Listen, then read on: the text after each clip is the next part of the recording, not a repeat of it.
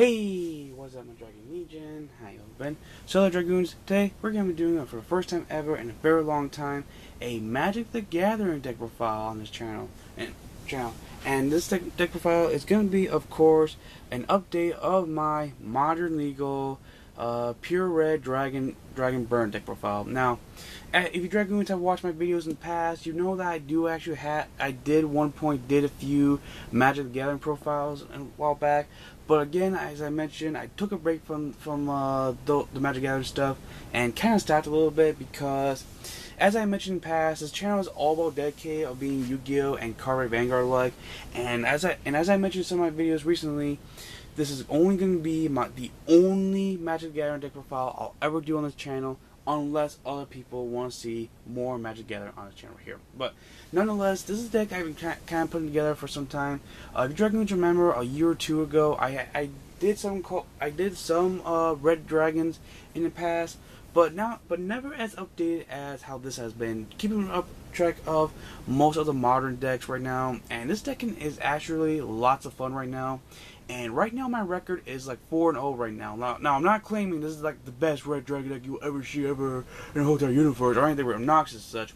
This is just a deck that I've always loved doing Magic. I've always loved playing Dragons. Now I am aware there are other colors you can do with Dragons right now at the moment, but I haven't really got together a full-on plan what I want to do with those Dragons yet. So for right now, the moment, I'm sticking with something that I've normally been doing a lot, and that is like Pure Red Dragons. And it's just a deck that's just lots of fun. It just allows me to just burn, spam out dragons, which is just lots of fun to do. And it's not normally a deck that a lot of people would normally expect to play up against in modern decks these days. So with that being said, let's get right straight to the deck profile. I'll be explaining a lot of things that's going on with the deck right here.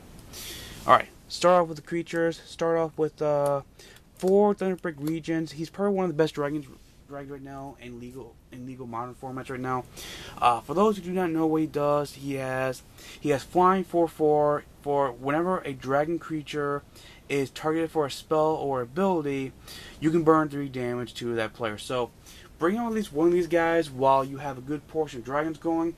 Your opponent will kind of hesitate of burning you or trying to take away your dragons and such, because they don't want to deal with that 3 damage unless it's just this guy alone and they just want to take out this guy. That's about it. Such. But when you get at least 2 or 3 of these guys on the board, your opponent is going to have a real frustrating time getting rid of your dragons, because every time a dragon creature is targeted, you can burn 3 damage to your creature, to your opponent only. So let's say you got like 3 of these guys in the field, and you got like for example, a Scorch in the field. If your opponent tries to play a spell that burns 4 damage to one of them, they'll still get rid of one of them, but they'll be taking like 3, 6, 9 damage total, which is just ridiculously. So your opponent is going to have a very hard time taking care of your dragons once you get at least 2 or 3 of these guys in the field. So yeah, Thunderbreak Region is just something you don't want to mess with, especially in a straight up good dragon deck. Next up, we play 3 Scourge of Valkyries. He is a really great card. He's a card I've had during my younger days when I first got into Magic, but now I'm back to using him again. When he or another dragon creature is cast to the field, I can burn 1 damage to a target creature or player for every dragon I control. So this gives me a lot of options to take care of some heavy creatures depending on how many dragons I control. This allows me to take care of those littler creatures, or if I want, I can go straight to the burn to my opponent's face. So yeah, Scourge of Valkyries is just a really mean dude, and he can just get in there very fastly. Next up, another card I used to play a lot in my younger years, and I'm now using again, and that is 3 copies of Bellfire Dragon. If your opponent has answered this guy, they better take him out now. Because when this guy swings combat damage to opponent, whatever damage he dealt to that opponent, he deals that much damage to all your opponents, to those creatures as well. So let's say your opponent has a whole field of nothing but 1/1s. You swing with Bellfire, your opponent takes 6 damage. Guess what? All those creatures are also going to take 6 damage, and you're pretty much going to board wipe their entire field right there in a moment.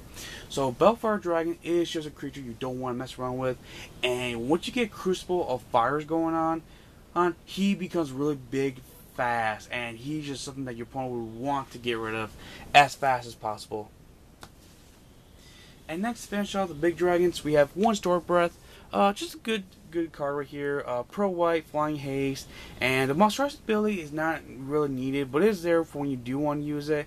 And a lot of my friends, when I play my dragons, they like to use white cards against me. So this is my somewhat answer to white cards now and then, because Pro White is always good against those white cards. So yeah, Storm Breath, fun card to have around. Plus he has Flying Haste, so that's always appreciated. And then for everything else for dragons, nothing really too special. Just 2 dragon eggs and 2 summer dragons. Summer dragon, he's just there for devotion reasons, which I'll get to very shortly. But he also has a nice ability of every time your opponent creature would attack, you put a +1/+1 counter on him. So when they go all of a certain attacks, they don't want to risk dealing with an 8/8 plus B or whatever such. So what they'll do is, instead of playing their burn spells on me, they'll waste their burn spells on him. So that way I'll have less burn spells to worry about when I bring out my bigger dragons. And also, he's also good as a great 1-drop dragon, where once I bring him out, I'll have more dragons to have around me when I use cards such as Dragon Tempest and Scourge going on. And Dragon Egg is nice because he's just a good defender when you need defending reasons. And when he dies, you get a 2/2 red dragon token with flying. So that right there is always pretty good. So yeah. That's it for the dragons. For everything else with creatures that are not dragons, just a little small amount, nothing really too big. I have 1 Flamewake Phoenix. He has Flying Haste, and he has to attack every turn when he has to attack. But he also has the nice ability of, as long as I control at least 1 creature whose power is 4 or greater, all I have to do is tap 1 red during my combat phase, and I can just bring him back right there. So he's good for devotion, and just the fact that he can just be brought back by just tapping a land, it's just really nice to have around. And this deck is a dragon base, so once you get a big dragon going, you're not going to really have too much struggle bringing out this guy too oftenly. So yeah. Next up, we play... Where is he? There he is. We play 4 Dragon Lord Servant. Really nice card to have around. He's a 3 wall, so he'll allow me to block off some things. He's good for devotion, and what my favorite part about him is, of course, his ability where my dragon spells cost 1 less colors to cast when I want to bring up my dragon. So yeah, Dragon Lord Servant, not only he's a decent wall, but he also allows me to bring out my dragons a lot easier. So yeah. And my last final creature, 1 Dragon Master Outcast. During my upkeep, as long as I control 6 lands, I get a free red 5/5 dragon token with flying. Yeah, that's really fun. Now, one thing you want to keep in mind when you're playing this card here is, unless it's your last resort, don't play this card out unless it's during mid-game or late game, because once you bring out early game, your opponent is obviously going to use a burn spell just to get rid of this guy. So yeah, just want to mention that right now. Yeah, that's it for the creatures. Now for the enchantments, I play, as I mentioned, 2 Dragon Tempest. It's pretty much a Sky Scourge Norlaris. No, I'm sorry. A Scourge of Valkyris. I'm thinking about Yu-Gi-Oh! I apologize. He's a Dragon Tempest. Dragon Tempest is a Scourge of Valkyris for this deck right here. Not only I can burn 1 damage to my opponent, target creature or player every time I bring out a dragon for every dragon I control total, but all my flyers gain haste. So that means my flyers can go out and swing what they need to swing at without even having to wait 1 whole turn. So yeah, Dragon Tempest, really fun card to have around. Next up, 2 copies of Crucible Fires. Give all my dragons +3/+3, which is ridiculous. Turn my Balefire dragons into a 9/9. Turn my Scourges, my Storm Breath, and my Thunderbreak Regents 7/7s right out of the back. Get 2 of them on the field, and my Regents, Scourge, and Storm Breath will be 10/10s, while my Balefires will be 12/12. Yeah, that is ridiculous. Now for the enchantment. Oh wait, actually, sorry. My artifact. The only 1 artifacts I'm playing that's not red, and that is 2 Soul Rings. Soul Rings not bad. Tap it, get 2 colorless. Allows me to get my creatures a lot easier and feel easier, and it also allows me to do certain plays in particular a lot easier without having to go nuts and tapping all my lands ridiculously. So yeah, 2 Soul Rings is nice. And now for the instance. For the instance, we play 3 Sarkhan's Triumphs. It's a Rhoda for all my dragons.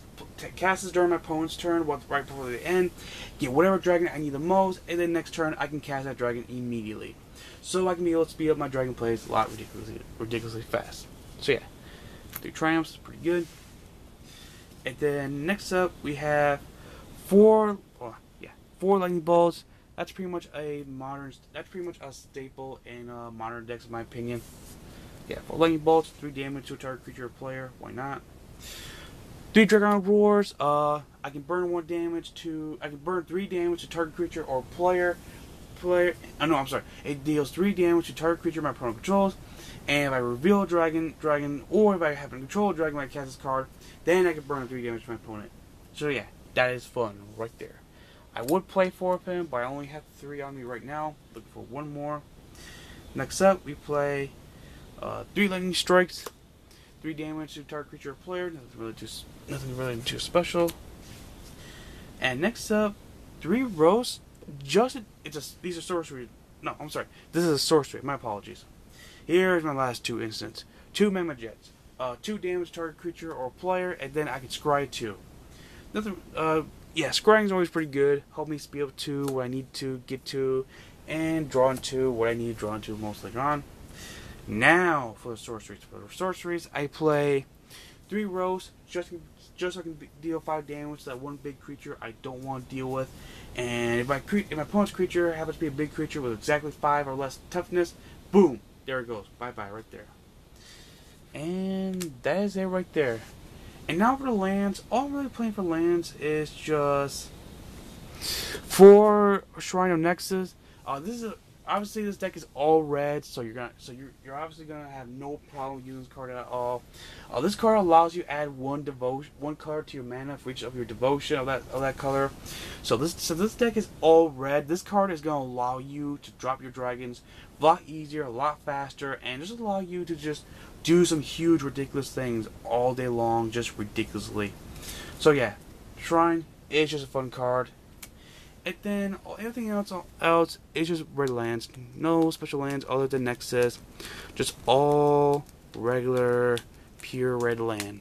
Nothing really too special right after that. Alright there, Dragoons. That right there was my Magic the Gathering deck profile.